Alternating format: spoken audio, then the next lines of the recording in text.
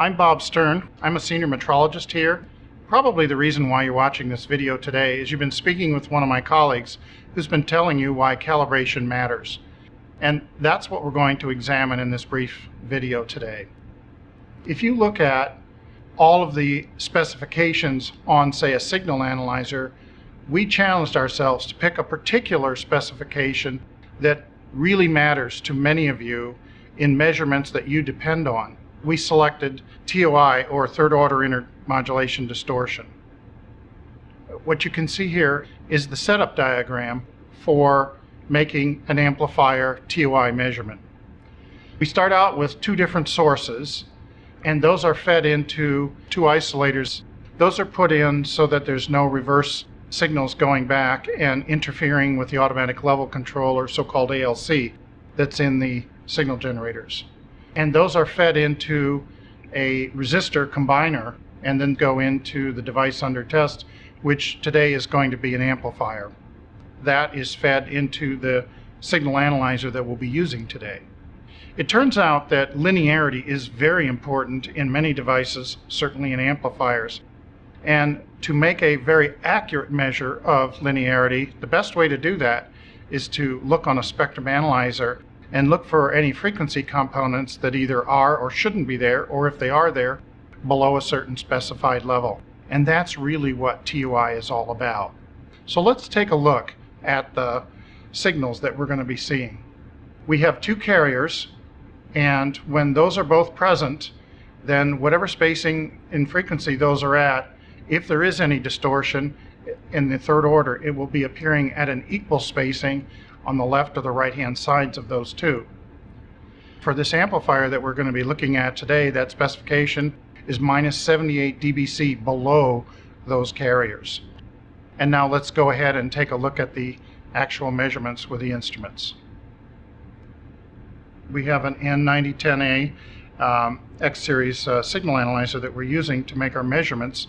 And what we're going to do is I'm first going to turn on the first signal source, and in the next sweep, in a moment, what we're going to see, there it is just the single signal. And if you were able to look closely, what you'd see is none of those frequencies where we're later going to be looking for distortion, none of them appear. This is exactly, there's only a signal going in. The amplifier has no reason to generate distortion, and in fact, as near as we can tell, it isn't. All right, so I'm going to turn that one off, and then I'm going to turn on the second signal generator. And what we'll see now is this is the second one, which is spaced, in this case, about 5 megahertz away. Now we still see a carrier signal, but again, there's no measurable distortion associated with either one of these. Again, this is what we expected. Now the whole point of this exercise, of course, is turn them both on. So now as I turn both of these on, we begin to see some spectral components. And what I'm going to do is turn the markers on, actually just do a quick peak search. I'll turn the delta on, and I'll go to the next right. And now, if we look at the display, remember our specification was minus 78 dBc, and what we see is the delta marker is actually below that specification, and in fact, because I put limits in, it's saying that this in fact fails. So we have a situation where the specification was 78 dBc, but in fact we're several dB below that, and so this unit would fail. The question, of course, is the unit failing, or do I have some reason to suspect that my measuring instrument might be operating out of specification? Now it turns out in this demonstration, I actually know that this instrument is presently operating out of specification. So what I'm going to do is take this back to the lab, and after we'll come back once I've restored it to proper operating specifications. We're back from the lab, and we've restored this spectrum analyzer to its full operating specifications. So I'll just make sure that this connection is nice and tight. And so I'm going to come out of the preset mode here, and I'll recall the instrument state that we had before, and here it is. We're not live, of course, but it's showing, still showing that same number that we saw the last time, and it's saying fail. That was our last measurement. Now what I'm going to do is turn the trace back on, hit clear right, and let it make a sweep. And we'll find out if our measurement has changed or not.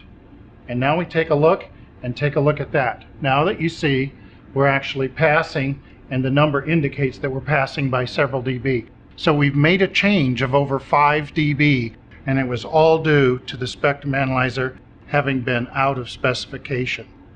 Now, a number of my friends are production engineers, and I've known them for many years. I can tell you this, whenever they have a question about something that's in production failing, and they have a potential yield problem, the last thing in their mind that they want to be worrying about is an instrument being out of spec. Now, if you're responsible for the accuracy of measurements in a test system, you probably feel the same way.